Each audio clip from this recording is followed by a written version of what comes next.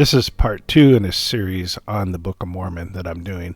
If you haven't seen the first one, it's titled Reject Mormonism, but check out the Book of Mormon. Feel free to do that. I will link to it in the description below. This series is intended not just for those who come from a Mormon background, or those who have left or are considering leaving the institutional church, but it is intended for Christians who rightly reject Mormonism. I'll repeat this part at the start of each video in this series so that no one is confused if they step into the middle of this. I am not a Mormon, and I do not want to convert you to Mormonism. This series will reveal that the Book of Mormon teaches the Jesus of the Bible, not the Mormon Jesus, and it teaches his pure, undefiled gospel. Additionally, it stands as a valiant testimony against every false doctrine found in Mormonism. And if you can manage to overcome your fear and the programming that has caused you to avoid this book and instead dig into its pages, taking the Holy Spirit as your guide, your faith in Christ will increase, and you will draw closer to him. Belief in the narrative found in the Book of Mormon, just like the Bible and the story of Jesus, the miracles that he performed, and his resurrection, ultimately remain a matter of faith. That being said, in recent years, we have seen an increase in evidence supporting the biblical narrative, the flood and the ark, the Exodus from Egypt, King David, and even the resurrection of Jesus. For decades, the Bible was mocked by atheists, and now scholars, historians, and archaeologists are being confronted with new evidence for the biblical narrative. Likewise, after years of mockery proclaiming the foolishness of believing in the Book of Mormon, we're seeing an exponential increase in evidence for the truth of the Book of Mormon narrative. And that evidence has increased exponentially, including some that have emerged with new technologies. Even better, the evidence isn't coming from the Mormon Church, but from archaeologists, geneticists, and other experts not affiliated with Mormonism. Whether it is the recent archaeological discovery of the House of Lehi just outside of Jerusalem, the discovery of ancient gold and other metal plates with writing on them,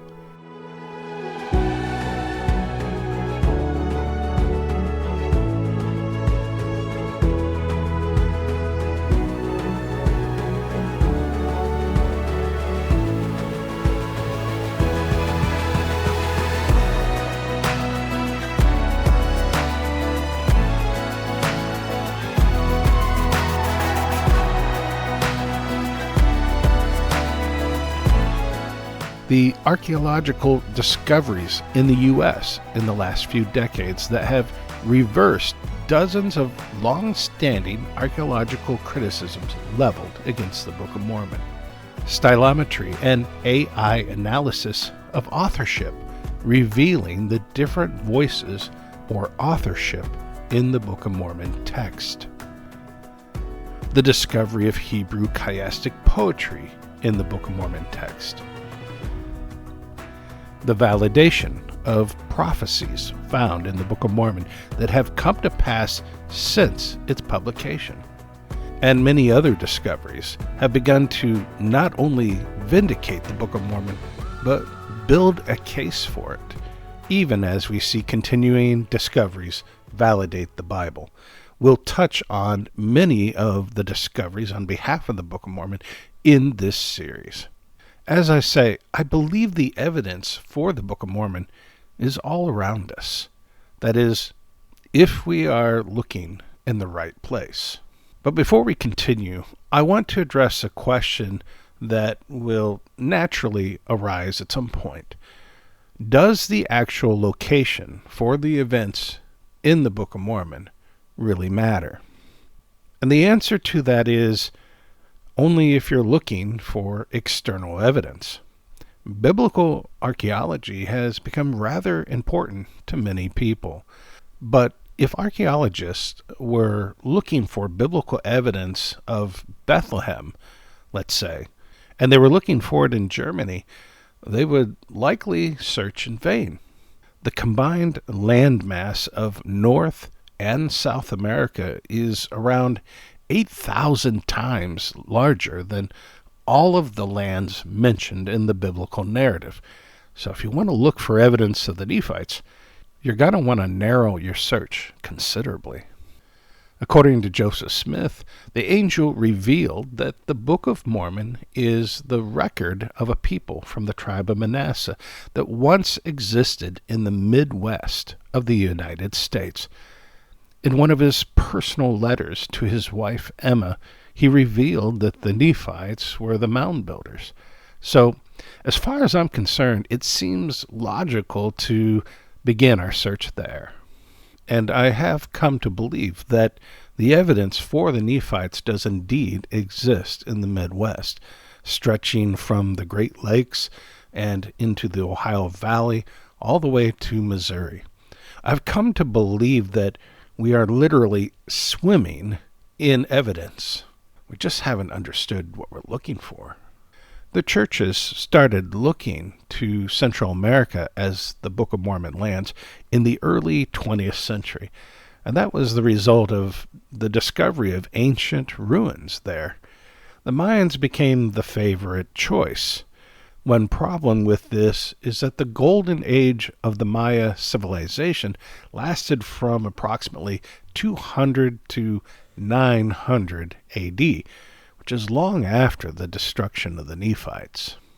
The Mayans built large stone pyramids with stairs leading up to an altar, similar to ancient Mesopotamian ziggurats. It should be noted here that the law of Moses, which the Nephites kept, forbade the use of stairs leading up to an altar. That's how archaeologists can tell the difference between altars built by the ancient Hebrews versus those built by the surrounding pagan nations in the biblical lands. Unlike the temples in Central America, the archaeological sites in North America, believed to have been places of religious observance, temples, and altars, have ramps, even as the ancient Israelites built. The stone pyramids of Central America, like the pyramids of Egypt, can survive largely intact for thousands of years. However, the Book of Mormon tells us that Nephites built their structures using primarily earthworks and timber, which are far less permanent. Even so, the Nephite record does also mention some use of stone, and get this, it even mentions the use of cement in one place. Critics have attacked the Book of Mormon for decades because Joseph Smith stated that the Nephites were mound builders, and the general consensus was that the mound builders did not use or know how to make concrete. I heard this repeatedly when I was growing up. However, the general consensus and the actual evidence do not always match. I put the following question to Google's Gemini AI. How long does concrete last if it isn't maintained? And the answer was, the time it takes for a small, unattended cement structure to crumble and become unrecognizable is highly variable and depends on a multitude of factors, but it could range from decades to a century or more, with deterioration beginning even earlier. Keep in mind that 1,000 years has passed from the end of the Nephite civilization until the time that Christopher Columbus sailed. I then put the following question to AI. Is there any evidence that the mound builders used concrete? And its answer was, while ancient civilizations like the Romans and the Mayans utilized forms of concrete and lime cement in building, there is no evidence that the mound builders, a group of Native American cultures in North America, used concrete to construct their mounds. After reading the accepted consensus, which would intentionally exclude anything that is contradictory to that consensus, I skipped down to the AI deep dive to go into more detail. And this is what it said. While it is not generally accepted that the ancient mound builders of North America commonly used concrete in the way the Romans or Egyptians did, there is some intriguing evidence suggesting the use of concrete-like material in certain mound structures. Specifically, some archaeological findings suggest concrete caps. Some mounds, particularly those associated with the Hopewell culture in Ohio, may have had concrete caps or crusts over the top. Archaeological excavations have revealed layers requiring pickaxes to break through. Concrete floors. Some burial chambers within mounds, described as charnel houses prepared for burials, also appear to have had concrete floors. So, it's saying that the Hopewell did not use concrete, except for all the times when they did. Fascinating. This, to me, is the wonder of the modern scientific mindset, which has largely departed away from following the evidence wherever it leads, and has instead become more like a religious institution that holds to its traditions regardless of evidence revealing it to be wrong. AI does not truly have a mind of its own, but is simply a language model and is simply regurgitating what it finds written by the experts. So it will give you the main scientific consensus. For this reason, you sometimes have to dig into the deeper dive. You have to click on the links or ask the question in a different way. When I went back to recreate the response regarding the use of concrete a month later, I discovered something about AI-generated answers that I didn't know, which I then put to the test to prove out. And that is, you will never get the same answer twice. I asked this question half a dozen times and got a different answer every time. The closest I came to a secondary admission that the Hopewell may have occasionally used cement is shown in this screenshot. And it said, in summary, while the mound builders did not use concrete in the classical sense, their sophisticated understanding of soil mechanics and careful selection and placement of natural materials allowed them to construct incredibly durable and lasting earthworks. Some modern researchers have even marveled at their ingenuity in achieving such strength and resilience without compaction, noting that, quote, Native Americans discovered sophisticated ways of mixing different types of materials to make them virtually indestructible, despite not being compacted. There's some magic there that our modern engineers have not been able to figure out yet. Fascinating. So, if ancient people mixed materials together to make an extremely hardened, almost indestructible material, which was something like concrete, and then you had to translate the word for it from their native language into an English equivalent, using the word that comes closest to describing what that material was like, might you not use the word concrete? Even as Joseph Smith did. Another big criticism against the Book of Mormon lands being in North America is, where are all the cities? Which is why, quite understandably, when ancient structures were found in the jungles of Central America, both the RLDS and then the LDS churches moved their focus away from North America, where Joseph Smith said the Nephites and Lamanites had lived, and began to theorize that the Book of Mormon took place down south. However, the Book of Mormon tells us that the Nephites built their walls and their homes using primarily earth and wood.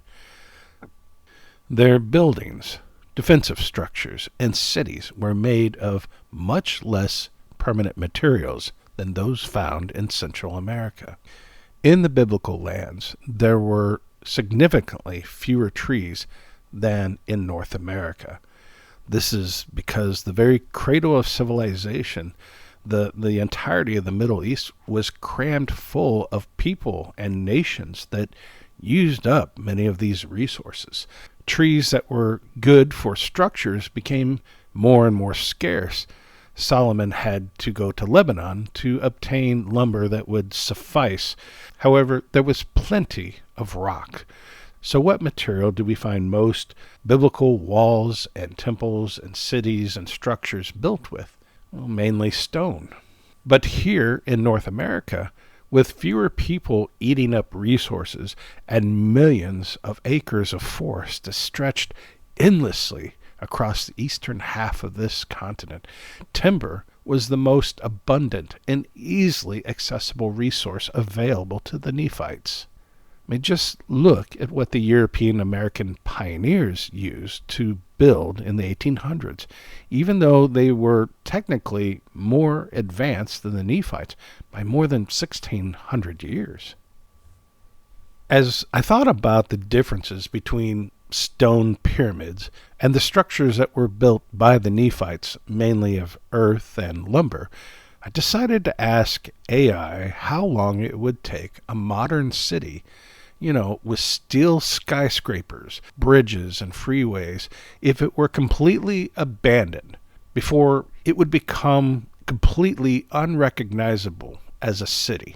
After all, that has been a big critique of the Book of Mormon lands being in North America.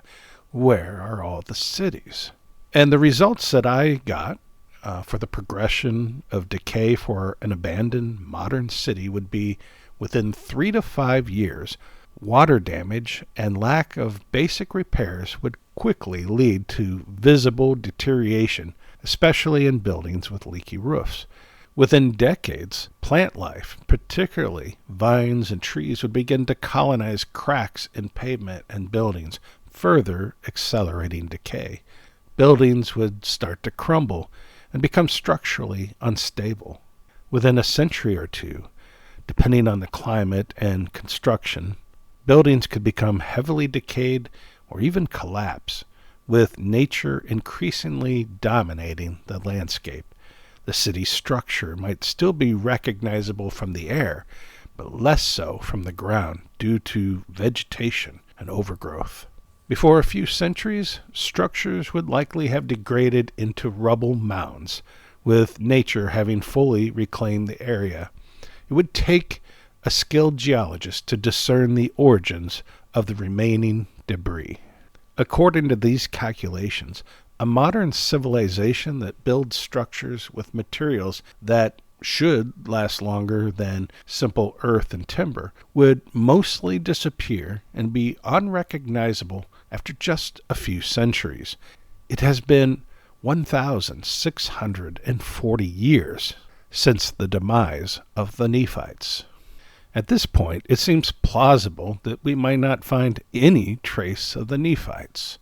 Anything made of lumber would have completely disintegrated long ago. Only very substantial earthworks that had been compressed and hardened might survive.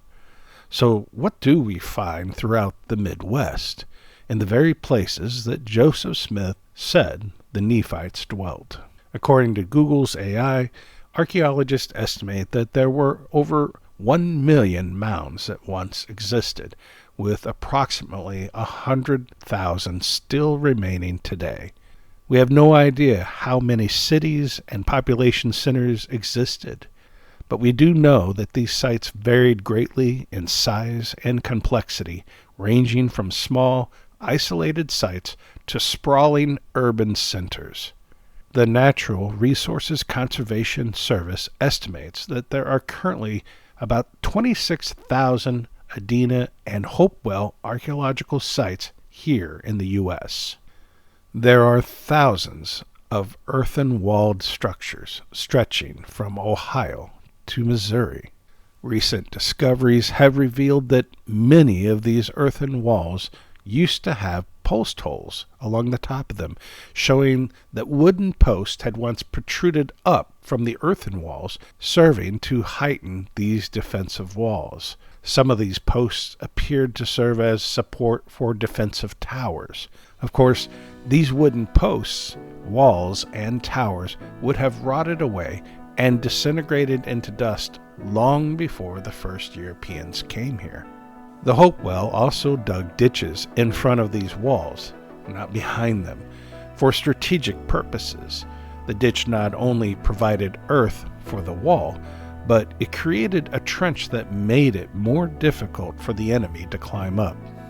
The cities, walls, and forts that the Hopewell built, which we didn't already bulldoze, and many of them, unfortunately, have been destroyed, have been steadily worn down by the elements over the last 1,600 years. Weather has eroded the height of the walls, and the ditches have become shallow as they slowly filled up with blowing dust. Far too many Hopewell sites have been smoothed out and plowed over for farmland. Some of these ancient sites even have golf courses built on them. Earthen walls that currently measure 3 to 5 feet in height were once 10 to 15 feet tall. Some of these earthen embankments are known to have been upwards of 25 feet, not counting the additional height of the wooden wall protruding up from the top of them. There are even modern roads in our nation that pass right through the entrances and exits of some of these ancient forts. Many of these ancient walls are still visible, but overgrown with tall grass and trees. Most people would never stop to think about what they are, how they got there, or who created them. When I was young, I lived in the hills of southern Ohio. I was surrounded by these archaeological wonders, but I didn't really think about them too much. I had no clue that they might be connected to the Book of Mormon. Well, as I said, I want to keep these videos relatively short, so we'll stop here and pick up again next week. We'll continue to plow into the details, and I have a lot to share that I'm excited about, so I hope you will join me next time. Until then, God bless.